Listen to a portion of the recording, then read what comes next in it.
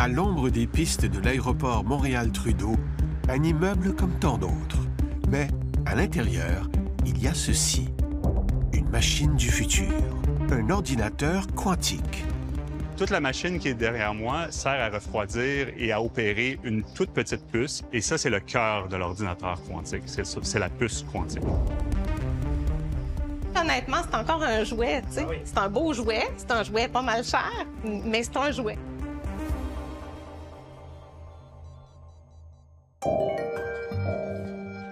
Ce genre de jouet quantique, cela fait 40 ans qu'on l'imagine. C'est vrai que ça fait plusieurs années déjà qu'on parle d'informatique quantique. Tout ça, c'était de l'informatique quantique sur papier. Maintenant, on est un peu à un point tournant parce qu'on a vraiment des ordinateurs qui sont construits. Il a été démontré dans les dernières années qu'un ordinateur quantique peut résoudre efficacement, donc en l'intérieur de quelques secondes, quelques minutes, des problèmes qui prendraient des centaines d'années à résoudre avec l'ordinateur classique le plus puissant qu'on connaisse. Après des mois de réglage et de calibrage, l'ordinateur quantique fonctionne. Reste maintenant à le livrer à son nouveau propriétaire, Calcul Québec, l'organisme qui met déjà à la disposition des chercheurs de puissants calculateurs. Comprendre l'univers quantique est ardu, très ardu.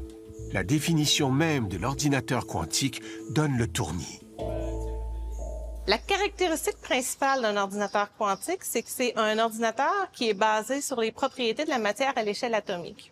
Donc, elles sont un peu à la fois dans l'état 0 et dans l'état 1, dans une espèce de continuum entre les deux. Vous avez compris?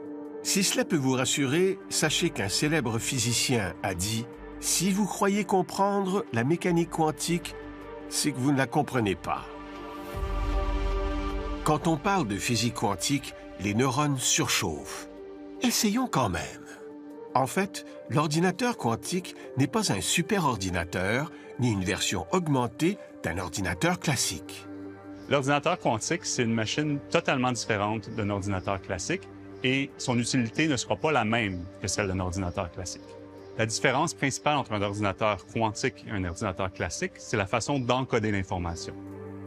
Si leur façon d'encoder l'information est différente, leur mode de calcul l'est aussi. Pour éviter la surchauffe neuronale, allons-y d'une métaphore. Voici un labyrinthe et un petit point bleu. Quel chemin doit-il emprunter pour en sortir? Pour y répondre, l'ordinateur classique va tester différents chemins tant qu'il n'aura pas identifié la sortie. L'ordinateur quantique, lui, explore tous les chemins en même temps, de manière simultanée. Difficile de faire mieux. Mai 2024. On démonte le cube et ses 4 modules.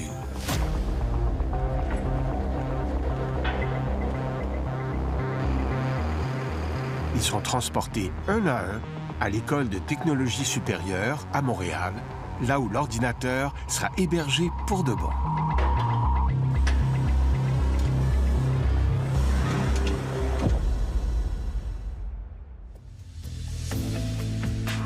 On retrouve quelques dizaines d'ordinateurs quantiques dans le monde. Leur multiplication ne signifie pas la mort de l'ordinateur classique. Par exemple, l'ordinateur quantique ne fera jamais de traitement de texte ni des plans d'un gratte-ciel. La force de l'ordinateur quantique, c'est qu'il peut trouver la meilleure solution parmi des milliards d'options.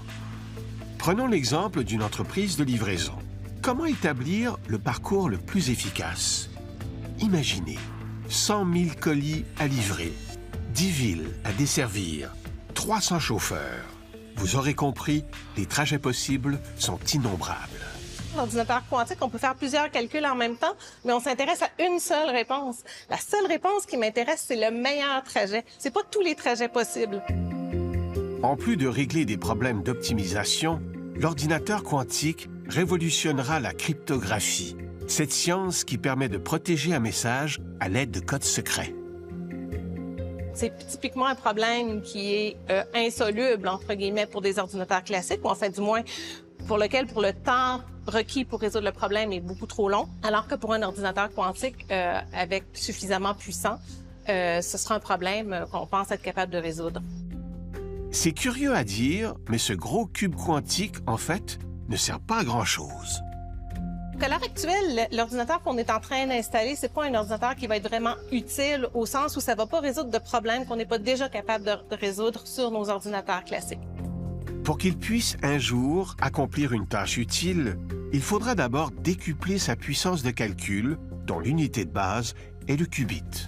Il y a encore beaucoup de travail à faire avant qu'on arrive à faire un ordinateur quantique qui va être utile et qui va avoir des applications commerciales. Pour y arriver, il va falloir augmenter le nombre de qubits de l'ordre de 1 million de qubits sur une puce quantique. Ça dépend de la qualité des qubits. Donc, plus les qubits sont de haute qualité, moins on en aura besoin.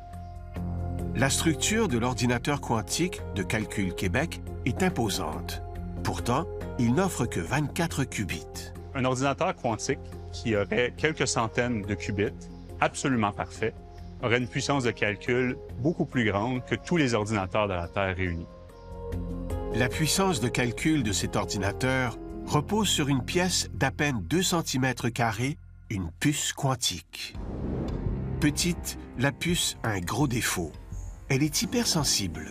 Le moindre mouvement, la moindre fluctuation électromagnétique l'empêche de fonctionner. Pour l'isoler des perturbations extérieures et augmenter ses performances, la puce doit opérer dans un univers glacial, environ moins 270 degrés Celsius, la température la plus froide qu'on puisse imaginer. Maintenir cette température représente tout un défi. Plus il y a de qubits, plus il va y avoir de la chaleur, et donc plus l'infrastructure pour opérer les qubits va être importante. Mais il y a aussi beaucoup d'autres défis associés à l'augmentation du nombre de qubits au niveau de l'électronique, au niveau de la calibration de ce système-là. L'informatique quantique fait encore beaucoup d'erreurs de calcul.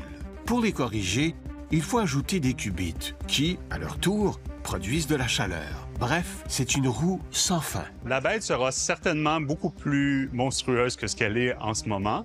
Par contre, il y a beaucoup d'innovations qui peuvent être faites pour réduire la taille des composants périphériques qui servent à contrôler la puce quantique. Alors, face à autant de défis, on se demande pourquoi se procurer un tel ordinateur maintenant. Notre objectif, c'est de préparer l'avenir, donc de préparer les futures générations de chercheurs et de chercheuses pour que quand les ordinateurs soient prêts, donc en ce moment, ce qu'on veut, c'est former les gens, former les scientifiques pour qu'ils soient en mesure, le jour où l'ordinateur quantique va être prêt, d'en tirer sa pleine utilisation. L'avenir quantique est encore loin, mais c'est aujourd'hui que le train passe et il ne faut pas le manquer.